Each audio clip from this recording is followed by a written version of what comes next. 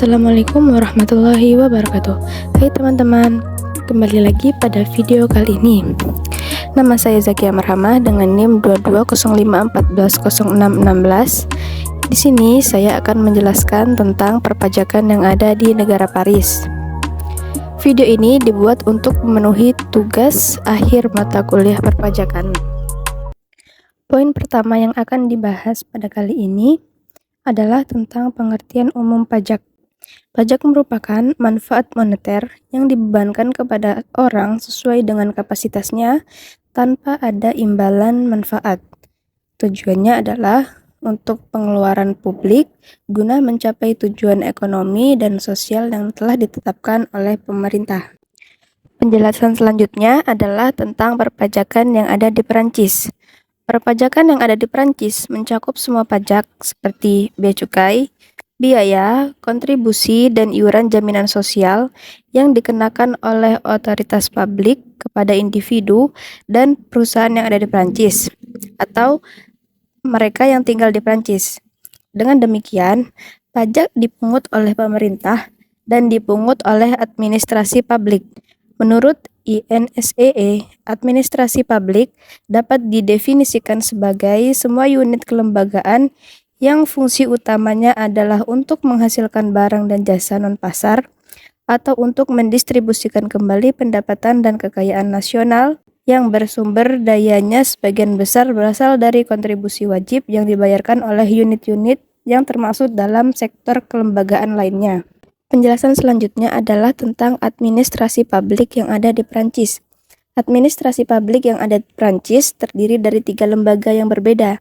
Yang pertama, pemerintah pusat. Pemerintah pusat merupakan pemerintah nasional atau negara. Secara tegas ditambahi berbagai badan pemerintah pusat. Pemerintah pusat memiliki anggaran terpisah, seperti anggaran umum, rekening khusus, departemen keuangan, dan anggaran khusus. Pemerintah pusat memungut sebagian besar pajak. Kemudian yang kedua adalah pemerintah daerah. Pemerintah daerah meliputi badan-badan dengan yurisdikasi teritorial terbatas, seperti pemerintah daerah, badan usaha milik daerah, kamar dagang, dan semua badan publik atau semi-publik yang sebagian besar dibiayai oleh pemerintah daerah. Pemerintah daerah memungut banyak pajak, akan tetapi bebannya terbatas dibandingkan dengan beban pemerintah pusat.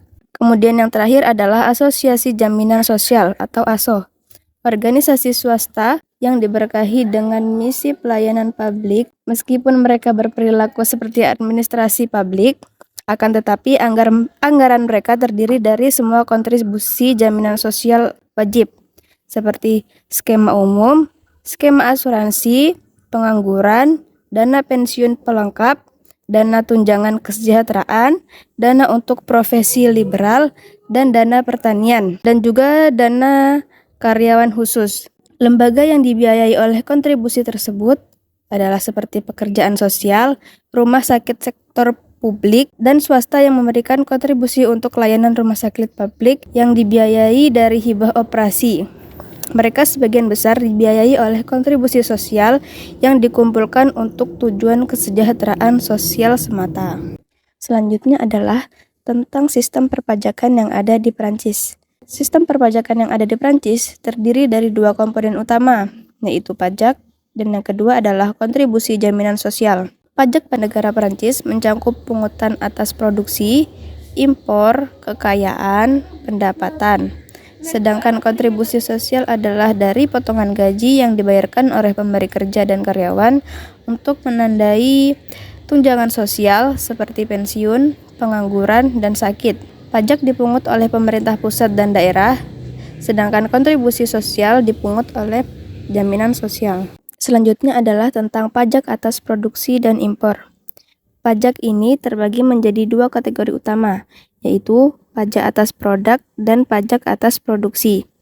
Pajak atas produksi mencakup pajak profesi, pajak tanah, pajak transportasi yang dikenakan atas penggunaan tenaga kerja, tanah, bangunan, serta aset lainnya yang digunakan dalam proses produksi.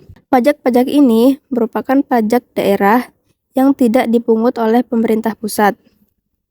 Kemudian pada pajak konsumsi mencangkup bea tidak langsung, bea cukai yang dikenakan pada konsumsi produk tertentu seperti minuman beralkohol, produk olahan, tembakau, dan energi.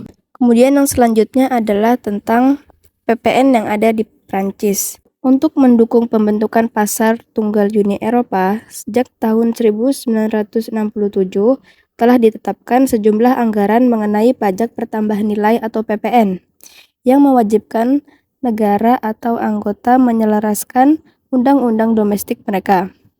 Meskipun aturan mengenai ruang lingkup dasar pengenaan pembayaran dan pelaporan PPN telah diselaraskan sebagian, negara-negara masih dapat menerapkan ketentuan transisi dalam hal tarif, pengecualian, dan hak pengurangan.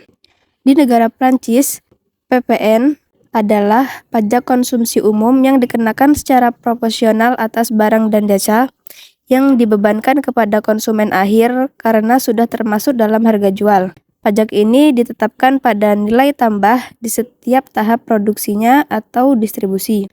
Tarif dasar PPN di Prancis adalah 20%, dengan tarif dikurangi 10% untuk barang dan jasa tertentu, seperti buku, hotel, transportasi umum lokal, makanan restoran, serta tarif 5,5% untuk sebagian besar bahan makanan. Tarif khusus sebesar 2,1% berlaku untuk obat resep yang ditanggung oleh jaminan sosial. Pada tahun 2021, negara Prancis memperoleh sekitar 152 miliar euro dari penerimaan PPN.